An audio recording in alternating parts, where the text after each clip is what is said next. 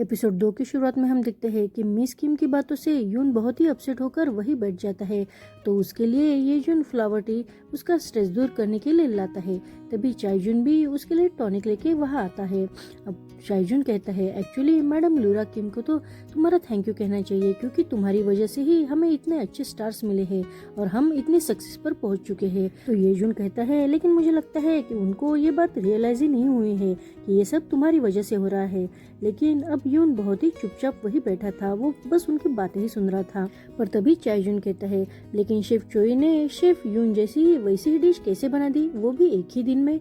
मुझे लगता है कि उस एविल वुमन ने यानी मिस किम ने उसे ही वो रेसिपी दी होगी, इसलिए उसने इतने अच्छे से वो बना लिया। अब उसकी ये बात सुनकर यून को याद आता है कि उसने जब चोई की बनाई हुई वो डिश टेस्ट की थी तो उसे वो टेस्ट थोड़ी सी अच्छी लगी थी। तभी वहाँ चोई आता है, उसके आते ही वो सब बातें करना बंद कर देते हैं। तो चोई कहता है, मेरे आते ही तुमने इतना सीरियस माहौल क्यों बना लिया है, और वो उसके साथ ही वहाँ बैठ जाता है। और वो यून को देखते हुए कहता है कि मुझे लगता है कि मैं इस किचन में बहुत प्यार भर दूंगा, तभी हम अच्छे से काम कर पाएंगे। तो यून कहता है, लेकिन 1 महीने के बाद तुम्हें नहीं तो मुझे ये किचन छोड़ के जाना होगा, तो क्या हमें अभी भी अच्छे से एक साथ काम करने की जरूरत है। इतना कह के वो अब अंदर चला जाता है। उसके जाते ही अब येजुन भी उसके साथ अंदर चला जाता है।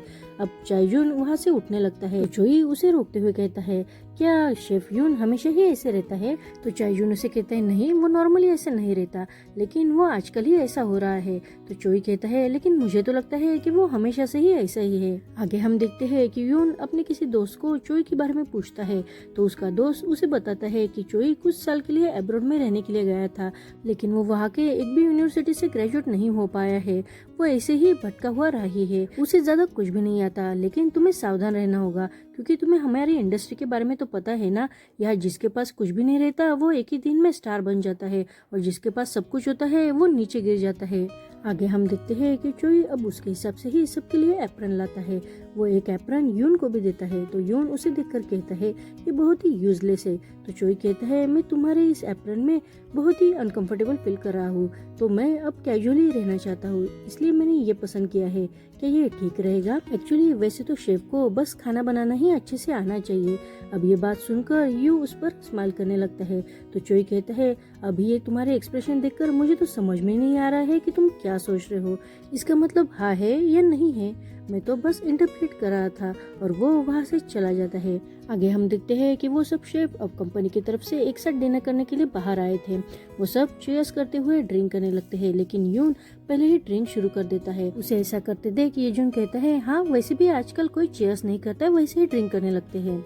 और वो सब अब ड्रिंक करने लगते हैं। तभी यून कहता है, मुझे कुछ अच्छा नहीं लग रहा है, तो मैं यहाँ से अब घर जाना चाहता हूँ। तभी चायजुन उसे रोकते हुए कहता है कि तुम्हें पता है ना कि ये डिनर कंपनी की तरफ से है, जिसे अच्छा नहीं भी लग रहा है उसे भी ये डिनर करना है। और बाकी शेफ भी यून को वहाँ रहने के लिए फोर्स करते हैं, तो यून भी वहाँ बैठ जाता है। अब चायजुन चोई से पूछता है, लेकिन तुमने शेफ यून की वो रेसिपी कैसे बनाई। तो चोई उसे कहता है, क्योंकि मैंने उसके टेस्ट को याद रखा था। और वो यून को देखते हुए कहता है, उस वक्त मैं किसके साथ था, वहाँ का एटमॉस्फेयर क्या था और वहाँ की फीलिंग, वो सब मैंने याद की है। तो जयहुन कहता है, इसका मतलब अगर तुमने एक बार किसी चीज को टेस्ट किया तो तुम हूबहू वैसे ही बना सकते हो। तो चोई उसे कहता है, हाँ मैं बना सकता हूँ। तो यून कहता है, तुम्हारे जैसे लोगों को मैं अच्छे से जानता हूँ। तो चोई कहता है, मैं किस तरह का आदमी हूँ, जरा बताओ मुझे। तो यून उसे कहता है, जिसे कुकिंग बेसिक के बारे में कुछ भी नहीं पता ऐसे, और जिसका अपने काम में कुछ भी मन नहीं लगता हो, वो बस आधे मन से ही सारा काम करता हो। तो चोई उसे कहता है, मुझे पता है कि लोग मेरे पीछे मेरे बारे में क्या कहते हैं, लेकिन ये पहली बार हुआ है कि मेरे सामने किसी ने मेरे बारे में ऐसी बात की है। तो यून उसे कहता है, लेकिन मैंने कुछ गलत भी नहीं कहा है ना। अब उसकी ये बात सुनकर चोई को थोड़ा गुस्सा आ जाता है। तो वो कहता है, मैं कंपनी के इस डिनर पर तुम्हारे साथ फाइट नहीं करना चाहता। अब चायजुन फिर से उन दोनों की फाइट रोकते हुए कहता है, चोई मैं तुमको गाना गाने के लिए इनवाइट करता हूँ। अब चोई भी उसकी इनविटेशन एक्सेप्ट कर लेता है और गाना गाने को शुरुआत करता है।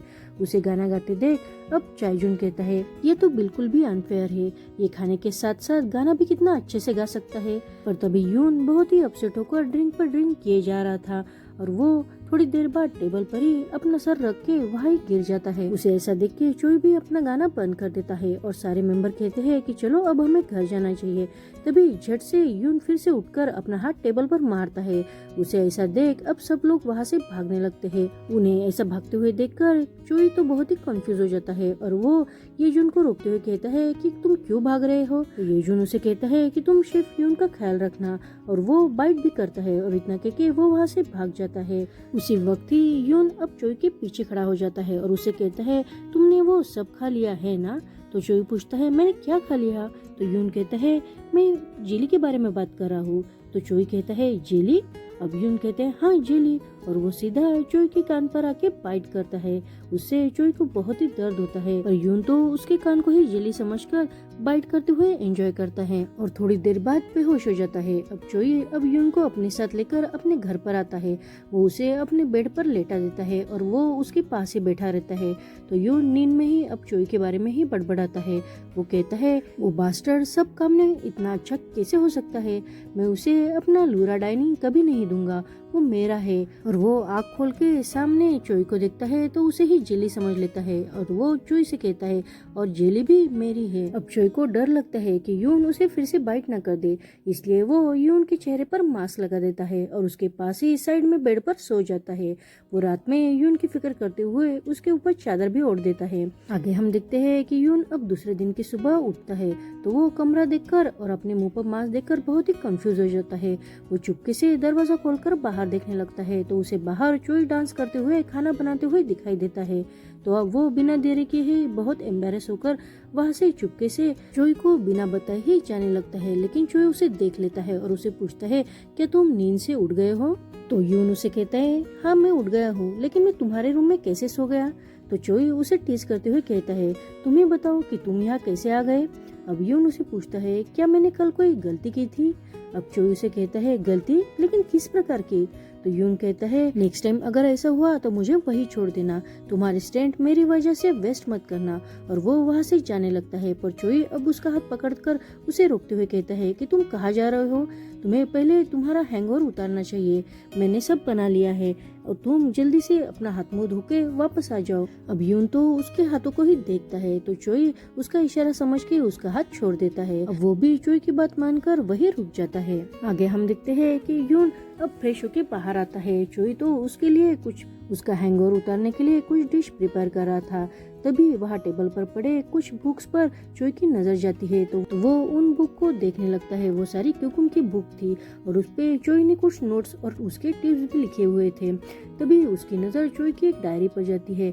चोई ने उस डायरी में उसकी कुछ रेसिपी भी लिखी हुई थी। ये सब यून देख लेता है। तभी चोई का खाना कंप्लीट हो जाता है तो वो यून को खाना खाने के लिए इनवाइट करता है। वो चोई को डिश दिखाते हुए कहता है कैसी लग रही है, तुम्हें जैसे पसंद है वैसे ही मैंने बनाई है, तुम्हें अपना हैंगओवर उतारने के लिए कुछ स्पाइसी खाना पसंद है ना। अब ये सुनकर यून कहता है लेकिन तुम्हें कैसे पता इसके बारे में। तो चोई कहता है तुम्हें हमेशा तुम्हारे कंप्यूटर के बारे में अच्छे से जानना चाहिए, तभी कॉम्पीट करने में मजा आता है, और हम दोनों तो राइवल्स है ना।